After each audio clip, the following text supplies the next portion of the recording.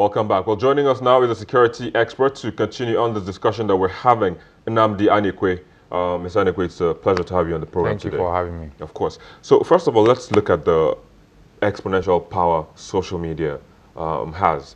What can you tell us about that? Well, social media is a complete rival to the traditional media in this new age of information dissemination.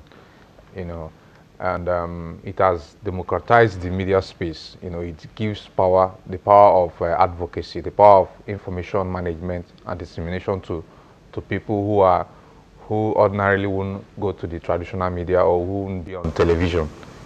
Just your data bundle and your smartphone, and you can broadcast information, you can channel information whichever way you want to. It can be a force. It's not a force for good and for evil. So social media is something that the traditional media is contending with for now. All right. So you talked about it's a tool that one can use for advocacy. Exactly. So we're looking at violent extremism now. How can people use social media to push such a message? If you look at the Boko Haram terrorists and their brothers in Iraq and Syria, the ISIS, East, yeah. the Middle East and all that, they make effective use of the social media in terms of recruitment, in terms of publicizing their activities, in terms of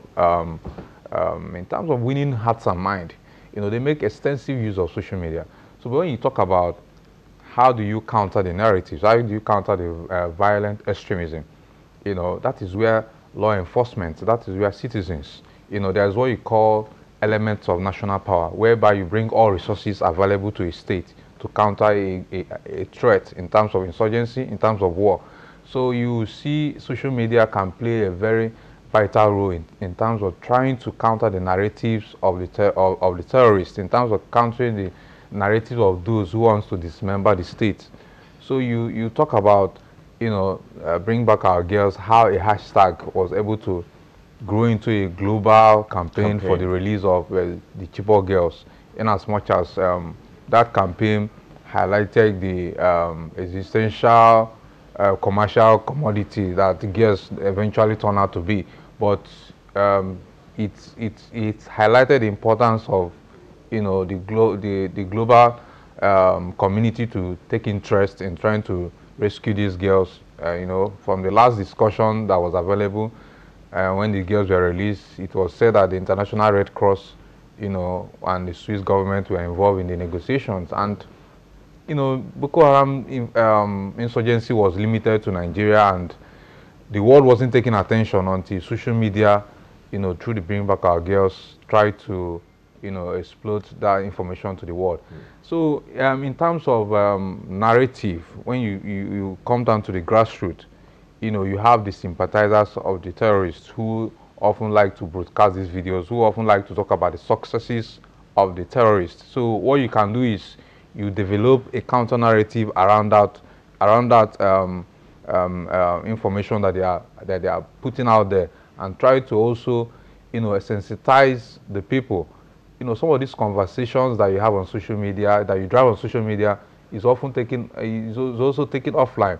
The Bring Back Our Girls campaign was taken offline. So it's something that works effectively when you make extensive use of social media to drive a narrative, especially countering violent extremism.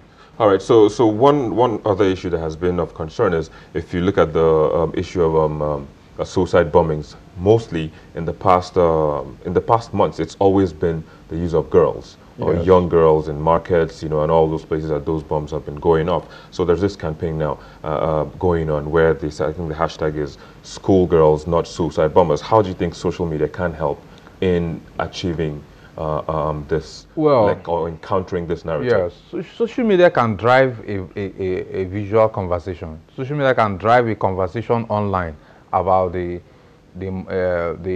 challenges and also the evil in getting young girls to become terrorists. It can channel that conversation to get people involved, to get civil society involved, to get community development association involved.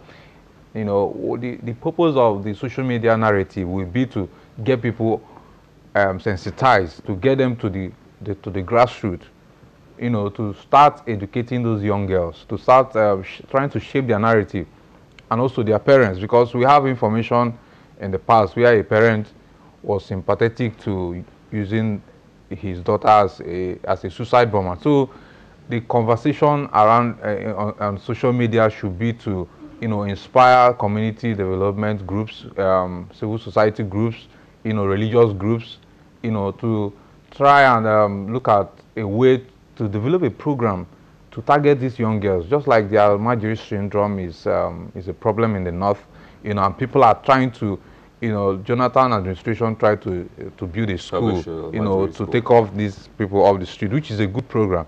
You know, these girls that are being used as suicide bombers, we can have a program. A social media conversation can drive a program offline that can target these girls, that can target their parents, that can target their caregivers and their guardians, in order to, you know, get them to, you know, to convince these girls, to tell them about early warning signs about, you know, being recruited by some of these people within their community to actually carry out terrorist attacks. Well, let's hope that that social media conversation drives those programs that you are talking about. But then we have to leave the conversation here. Nnamdi Anikwe, security expert, thanks for joining us on the program today. Thank you very much sharing for your having perspective me. on Thank this. you so much. Of course. Yeah. Well, that's where we are. We'll take a quick break, and when we return, we'll be looking at the most viewed videos on our YouTube channel in the past week. Stay with us.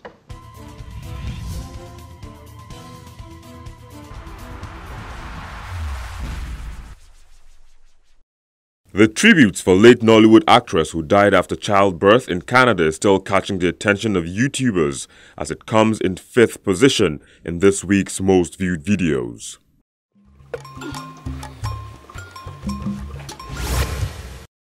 In 4th is the reunion of the kidnapped Chibok girls with their parents after being in captivity for over 3 years.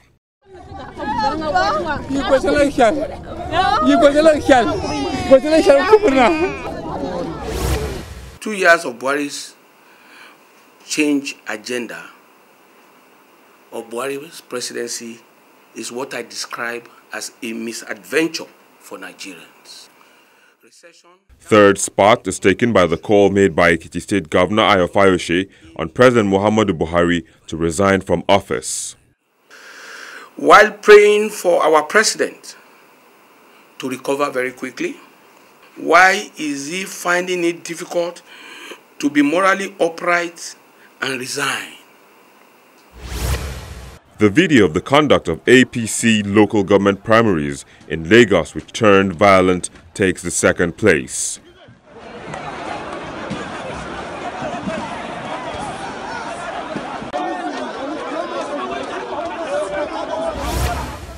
And in 1st place is the sexual molestation of a 13-year-old boy in Bauchi State. I went out begging when I came across a man who promised to buy me food. He lured me into a bush and assaulted me. I screamed, but no one heard. When he finished, he gave me 40 naira. And those were the most viewed videos on our YouTube channel in the past week.